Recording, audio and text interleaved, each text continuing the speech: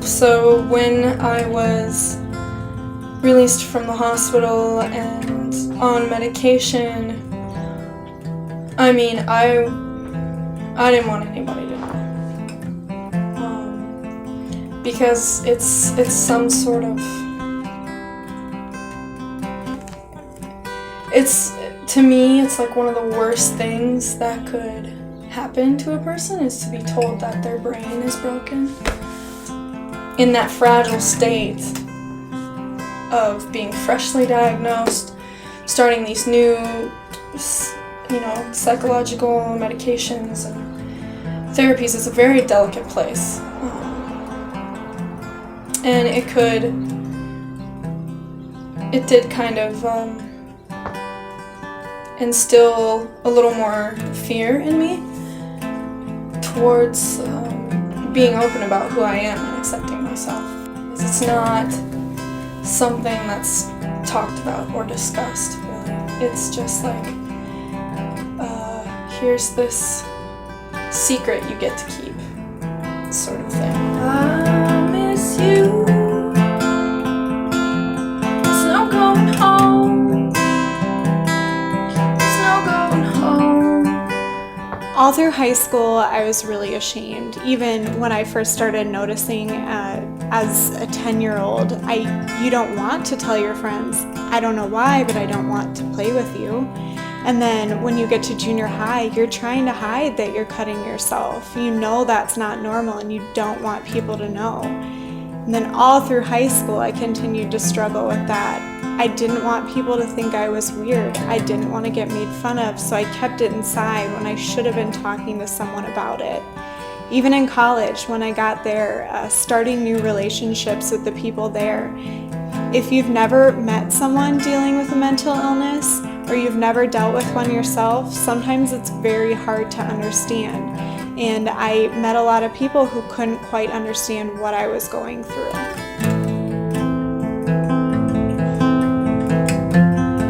I really only first noticed it when I moved here to Aberdeen. I don't remember when exactly was it, but like everything suddenly hit me, like the reason why I was hated, somewhat tortured emotionally, and why I got so mad. Like, it was very, very hard for me to make friends because of it. Like, I'm not saying that this is a bad town and all. It's pretty cool here and everything. It's just that people didn't really accept me right away. And they actually really discriminated me, which means like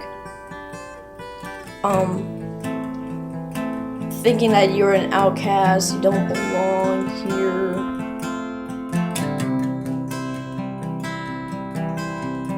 I was so nervous for it that, somebody would think differently of me. And I don't want people to think differently of me. I don't want people to think differently of me because I have it, and I don't want people to treat me differently because I have it. I don't want it to be an excuse, like, oh, I'm having a bad day, oh, he's got bipolar disorder, whatever. I don't want it to be an excuse like that. I want it to just, be matter of fact, I have bipolar disorder, and then, kind of let's get over it kind of deal. I miss you. There's no going home. There's no going home. Even late like night, I still think of you. My name's Amanda, and I'm 23 years old. I am a survivor, I guess you could say, of mental health stigma. Things started to slowly decline for me when I was 20. I tried to commit suicide. Went into the mental institution.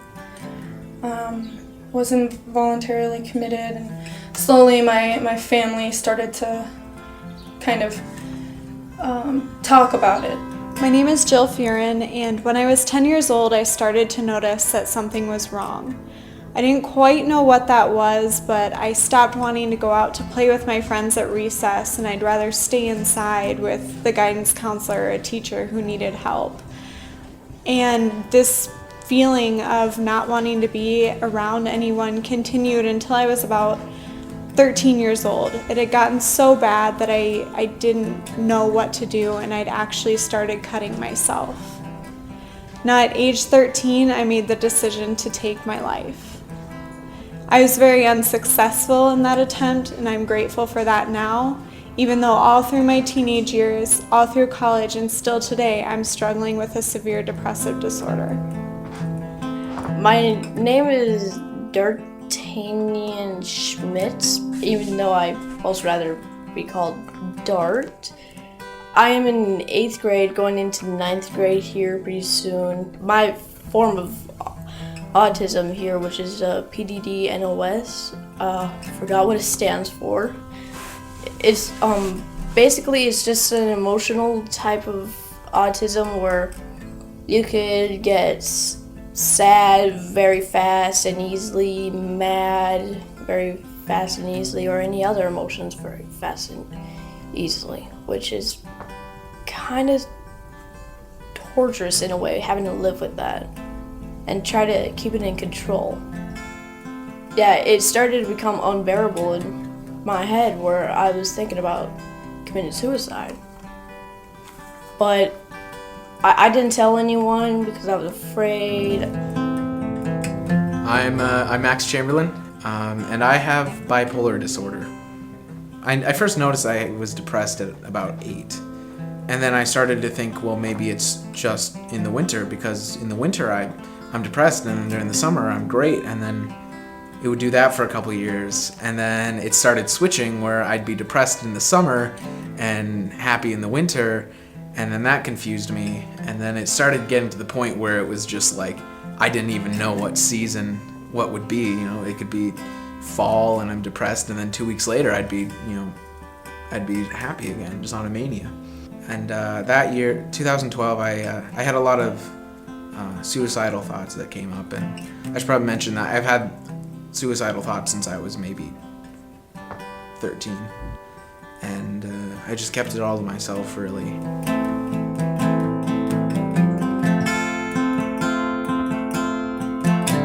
And the thing that bothered me, which is what did not help my situation, is it was not something that my family openly talked to with me. It was more something that was discussed between them behind closed doors. Also kind of feeling guilt that even though my family and people around me it's almost like they kind of feared me, but they also cared for me, and they just didn't know what to do. So I just really kept quiet about it, because I kind of knew if I were to be open about this and look for support, I didn't really think I was gonna get it if I was open and honest. When I was 13, I finally went to a doctor, and going there, having to see a doctor because you're sad and not quite realizing that it's more than just being sad, it's something that you do feel shameful for. I know it's also something my parents struggled with. What did we do wrong that we need to bring our child to a doctor so that she can be happy and live a normal life? So that was something that was difficult. It was obviously something that I didn't share with people around me. You would say that I became a little bit too, concealing of my emotions. In 7th grade, I was just a loner, so to say. Like, you don't want to be part of a group or be with people or anything. Practically have no friends at all.